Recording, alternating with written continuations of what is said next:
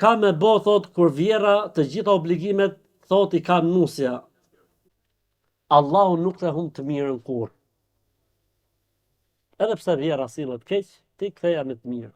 Pse? Do të vi një moment që edhe ajo do të reflektoj.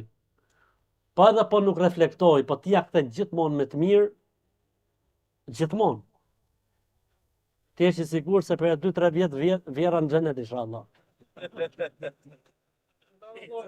I shpifet na i gjo për mena, se ti mirë, ajo keq, vjen një moment që çakordohet. Kështu që stresit zero, ti bëj mirë se s'ke për të gjetë keq. Kur ti bën mirë, ta kthen Allahu ke shneti jot. Ta kthen Allahu ke fëmijët e tuaj, ta kthen Allahu ke burri jot. Kështu që ti vazhdo mirë, s'ka problem. Nuk ka problem, le të bëj çfarë do të burrë. Edhe ajo do të vi diti që do të mërzitet. Edhe ajo do të vi diti që thot e te prova. Kështu që ktheja me të mirë.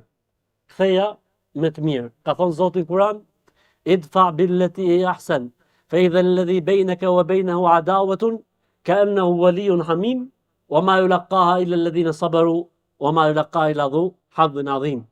Ktheja me të mirë atij që të bën keq, se do të kthehet armiqësia në dashni.